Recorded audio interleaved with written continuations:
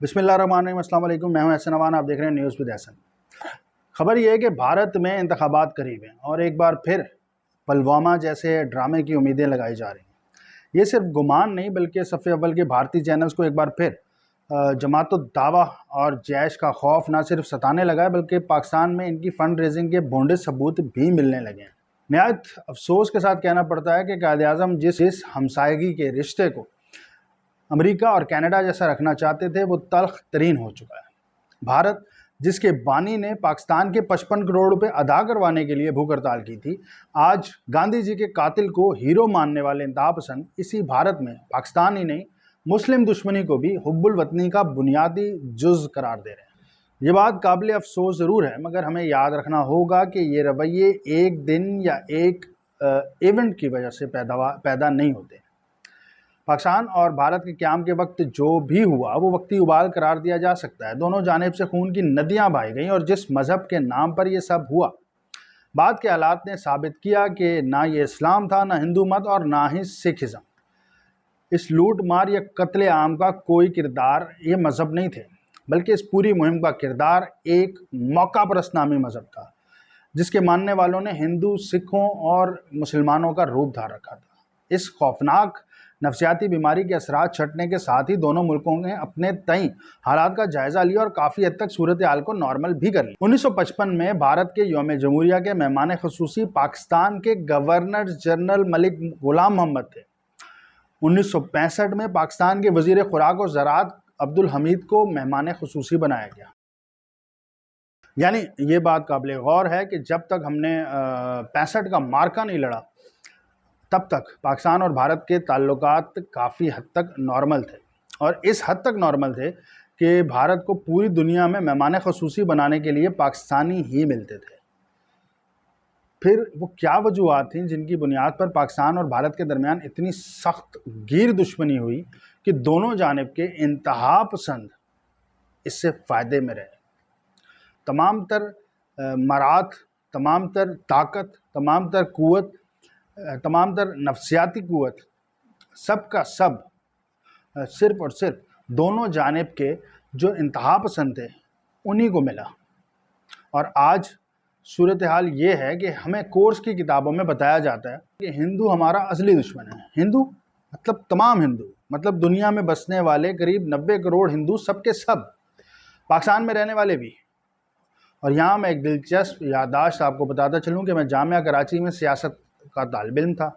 हमारा एक बहुत ही महज़्ज़ब और नफीस हिंदू दोस्त भी हमारी क्लास में था।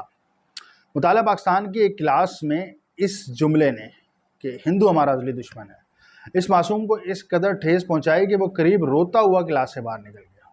हम इतने ज़्यादा तो ज़हनी तौर पर उस वक्त इन मामलात को नहीं जानते थे। ज़ाहिर है हम भी मुताला पाकिस्तान के फ़लसफ़े से निकल कर ही ऊपर पहुँचे थे यूनिवर्सिटी तक, तो हमने बाकी बहुत सारी किताबें तो नहीं पढ़ रखी थी, मगर जितना पढ़ रखा था उस हिसाब से हमें शायान की बातें जो हैं वो बहुत ज़्यादा अट्रैक्टिव लगी।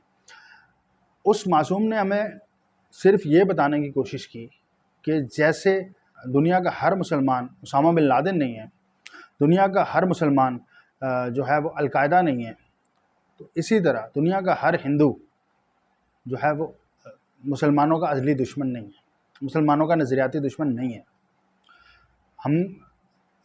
उसने हमें बहुत सारी चीज़ों से रोशनास करवाया। इस एक वाक़े ने कम से कम मेरी तो आंखें खोल दी।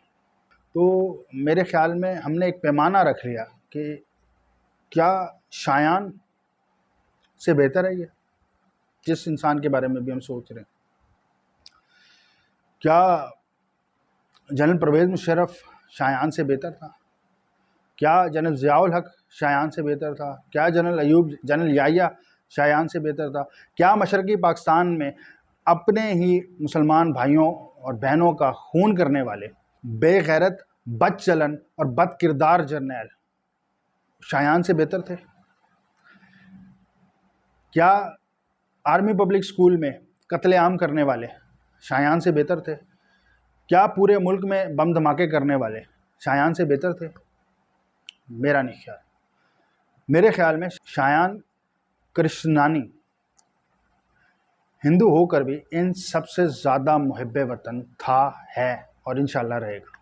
तो इसी तनाजुर में मैं अपने भारतीय दोस्तों को ये बताना चाहता हूँ कि जैसे शायान कृष्णानी पाकिस्तान में रहते हुए भी, हिंदू होते हुए भी पाकिस्तानी मुहिब्बे वतन हिंदू है, इसी तरह सैकड़ों नहीं लाखों की तादाद में, करोड़ों की तादाद में आपके यहाँ भी ऐसे लोग मौजूद होंगे जो मुसलमान होने के बावजूद भारतीय मुहिब्बे वतन होंगे। मौलाना आज़ाद, डॉक्टर APJ अब्दुल कलाम, शाहरुख खान, आमिर खान, ये actors, Zaheer Khan bowler, Mohammad Azharuddin cricketer, ऐसे सैकड़ों नहीं लाखों नहीं करोड़ों लोग होंगे। तो आखिर ये क्या वजह है कि इस जानिब के लोग जब जिसका दिल करता है तौहीन मज़हब का नाम लगाकर किसी भी मामले पर वो अक़लियतों पर चढ़ दौड़ता है, और आपकी जानिब भी यही सूरत हाल है। आखिर ये सूरत हाल कब बदलेगी? हमने एक दूसरे को अपने लिए हवा क्यों बना लिया? क्या पाकिस्तान के साथ पुरअमन को एग्जिस्टेंस भारत के मफाद में नहीं है? एक दूसरे के लिए हमने एटम बम बना लिए हैं। क्या कभी हमने सोचा है कि खुदा न खास्ता अगर ये हमें इस्तेमाल करने पड़ गए तो नुकसान किसका होगा? नुकसान इस खित्ते का होगा। पैदावारी नर्सरी है। हमें कुदरत ने इतने बेहतरीन वसाइल से नवाजा हुआ है कि अगर हम मिलकर काम करें तो हम दुनिया पर राज कर सकते हैं। बिल्कुल वैसे ही जैसे बावजूद ग़ुलामी के निज़ाम दिक्कन 1937 में दुनिया का अमीर तरीन शख्स था। बिल्कुल वैसे ही जैसे मुग़लों के दौर में इस हिंदुस्तान को सोने की चिड़िया कहा जाता था।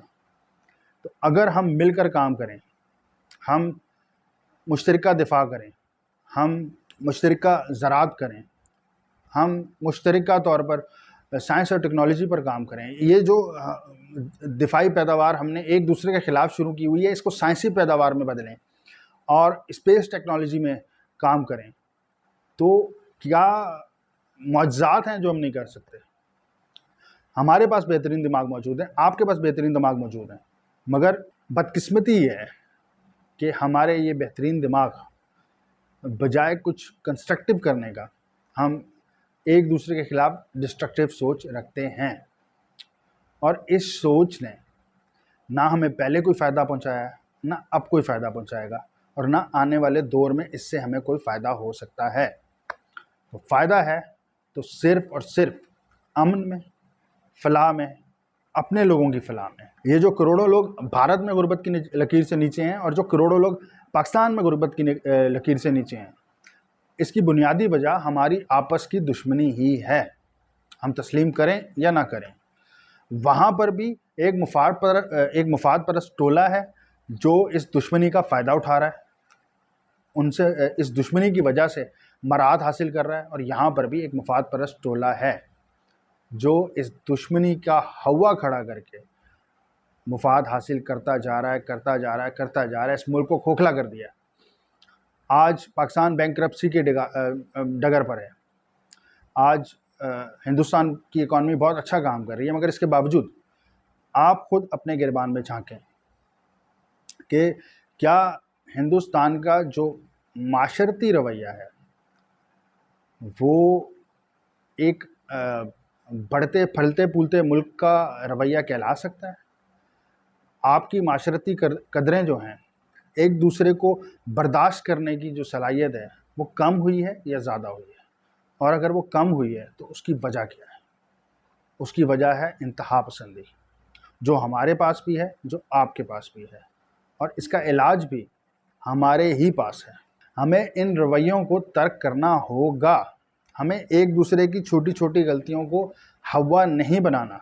हमें इन एक दूसरे की छोटी छोटी गलतियों को नज़रअंदाज करना पड़ेगा ताकि हम आगे बढ़ सकें। मैं नहीं जानता कि जो खबर भारतीय टेलीविज़न टाइम्स नाउ ने दी है ये सच्ची है या झूठी है, मगर मैं सिर्फ इतना जानता हूँ कि पेशावर से या पंजाब से फंडिंग हासिल करने वाले, अगर इस खबर को सच्चा मान लिया जाए तो पेशावर या पंजाब से लाखों नहीं तो शायद करोड़ों में फंडिंग मिल जाएगी। आपका मुल्क ट्रिलियन डॉलर इकॉनमी है, आपकी फ़ौज बहुत ज़्यादा इक्विप्ड है, तो क्या आप करोड़ों रुपए की फंडिंग वाली एक ऑर्गेनाइजेशन से सिर्फ इसलिए डर रहे हैं, या अपने लोगों को एक हवा बनाकर दिखाना चाहते हैं? ये प्रोपेगेंडा ख़त्म करना होगा। ये चलन हमारी तरफ भी है। जो हमें पसंद नहीं होता हम उसे भारतीय एजेंट बना देते हैं। क्यों भारत को इतना ज़्यादा इंटरेस्ट है पाकिस्तान में एजेंट रखने का? इसी तरह आपकी तरफ भी ये मामला है। जो आपको पसंद नहीं होता आप उसे पाकिस्तानी एजेंट बना देते हैं। इस मामले को अब जो है वो बहुत बहुत पीट लिया। अब थोड़ा सा वक्त अमन को दे के देखिए, इंशाल्लाह हमारा ना सिर्फ ये 2 मुल्क बल्कि पूरा खित्ता तरक्की करेगा। और इस तरक्की के लिए पहला जीना मैं बन सकता हूँ, आप बन सकते हैं। आगे बढ़िए इस मुल्क के लिए, अपने मुल्क के लिए और इस खित्ते के लिए, इंसानियत के लिए। अब तक के लिए इतना ही। देखते रहिए न्यूज़ विद एहसन।